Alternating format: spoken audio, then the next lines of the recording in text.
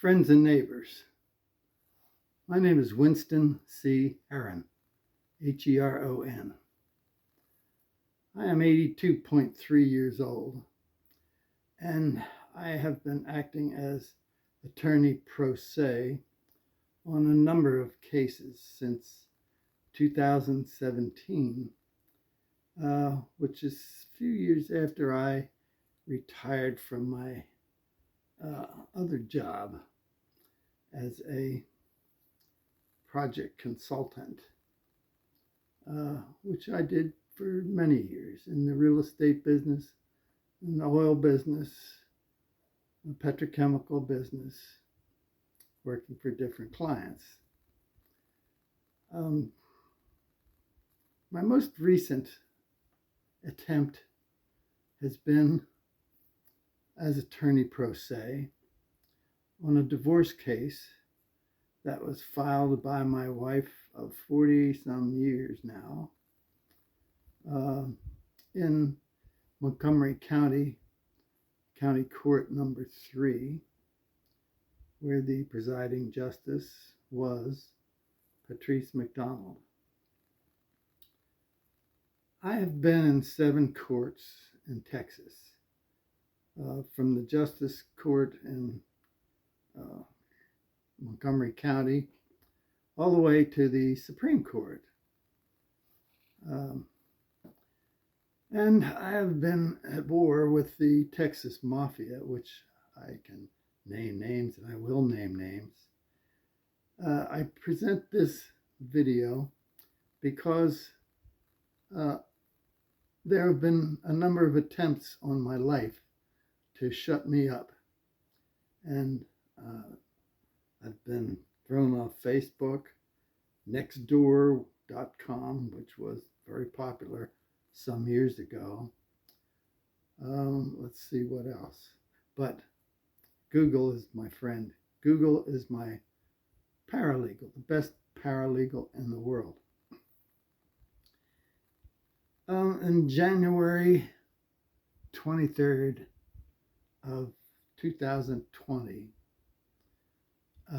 there was an attempt made on my life by the Montgomery County Mafia, which includes attorney Michael Kemp Aduddell, Sheriff Rand Henderson, and District Attorney Brett Ligon. Those were the main players. But since then, Judge Vincenzo Santini has gotten involved, and another of my wife's attorneys, John Schote. In that attempt to kill me, my wife knew that I was suffering from arterial fibrillation, AFib, and I went to my home to collect some personal belongings after she had thrown me out of the house. Anyway, she called the sheriff when I had to knock down the little plastic bar guard gate at the main entrance to Point Aquarius. And I got accused of trespassing, and when I finally met the police down in front of my house, I waved at them to make sure they weren't missing me, and they immediately put me in handcuffs and put me in the back of their patrol car. And I know I couldn't breathe, and there was a fire truck there. And then after a while, when the POA president came down and said, "Oh, it's okay, we're not going to file charges for knocking down that guardrail because of the 30-cent bolt that holds it on there." So anyway, the fire company was there, and then the EMTs came, and they finally took my handcuffs off, and I kind of said thanks to the officers because, they're just doing their job. I told them, I still owned part of that half of that house, but according to what Mr. Aduddell had put together, I didn't. So Mr. Aduddell, he's going to jail, I'll guarantee you. I'm going to get a huge fine to go along with it when I'm done. Now, there's been a lot of things done between then March, January 2020, and last Saturday, when I again had occasion to run into deputies from Coryell County after I had called emergency services and told them I thought I was having a heart attack. Well, this is all they needed to, it's a lot more detailed than that, but this is the important point. They showed up at my house at, I think it was right around noon on August 17th, 2024. And when I went to greet them at my front deck, which is near the side of the house here, the 6'4", 320-pound officer with a big beard, he said, "Put your hands behind your back, sir." Wait a minute, what? You're under arrest. Why are you putting the cuffs on? Resisting arrest, sir. Resisting arrest. I haven't had a chance to talk. Well, anyway, it evolved to where they hauled me out in the sun on 100 and some degree heat day and tried to put me in the back of an SUV patrol wagon, which had about this much room for your feet to foot in. Plus, you got your hands behind your back. And here I am. I was shuddering all the way out there. I could hardly walk. They had to help me into the ambulance when it finally came from Bosque County, which is the neighboring county, because they couldn't get the emergency services through from Coryell County, Gatesville. That's how the story began. So the bottom line is, I was out there in the sun and the Bosque County EMTs finally came, and they got me into the ambulance, but this goon from, I think he worked for Donald Trump, and Judge Grant Kinsey and District Attorney Dusty Boyd, both of whom are with the Coryell County. They're in Coryell County. Sheriff Williams, I don't know whether he was involved or not, but he probably will be. Anyway, after I sat in the ambulance for a while, where they tried to do tests on me, but I was shaking so hard that they couldn't get an EKG, and they had trouble getting my pulse, and the damn handcuffs were still on me, and I still have a numb finger from the damn things being so tight. I used to be a pianist. Now my son says I'm just a dick. That's a joke. Did you get it? Anyway, finally, after they got some reading on their EKG thing they had on me, they told the cops that I needed to be transported. So finally, Jumbo comes and takes the cuffs off me. And we were on our way to the hospital. So I got to the hospital and I was pretty much calmed down by then. So I refused treatment. I was feeling one hell of a lot better. And I told the young folks that were treating me in the ambulance that they were going to get a big bonus after I sued the policeman, the one cop that was in charge of the duo. I am going to file criminal charges against them.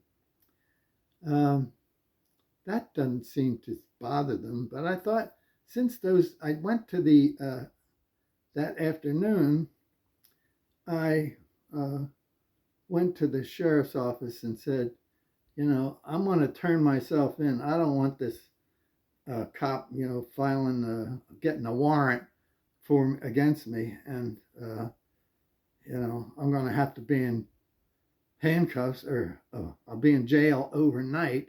I don't want to do that, and I don't want to get handcuffed and hauled out of here again. So she says, well, I'll have to have a warrant sworn by and signed by the judge before you can really turn yourself in. So I said, oh, I get it. Yeah, well, that makes sense. Well, I had run into Judge Grant Kinsey on several other occasions in Coryell County, one of which had to do with me filing charges for murder against my wife, who is still my wife, and somehow she pulled one off, which is a great story. Anyway, the judge declined to prosecute that case. So there another. I said, well, now, Winnie, what's going to happen if that cop actually does get a judge to sign a warrant for my arrest on Sunday? And I asked the sheriff's deputy, the dispatcher, I said, does the judges really work on Saturday and Sunday? She didn't answer that. But I figured the judge had enough against me already that he and Jumbo might have, the inclination to just kick my ass on Sunday and put me in jail overnight Sunday. So I decided to take a trip down to my homestead, which was stolen by the Montgomery County Mafia after they had coerced my wife of 40 years to that I was a monster, and I was probably screwing every woman that I ever met, which she says, which is one of her lies. But I didn't want to get her in trouble because she's had a disastrous life. Anyway, so I went down to Montgomery County and decided to see another friend of mine down there on another case that I decided to stop into Point Aquarius, where my home is, and actually see who was living in my house. Well, I was denied permission to get in. That didn't bother me because they took the little plastic gate down. So I just went in after telling them that Mr. Roland Morgan was in charge of the gate, and if he was the one that was, telling me I was not allowed to go in, that's all I needed.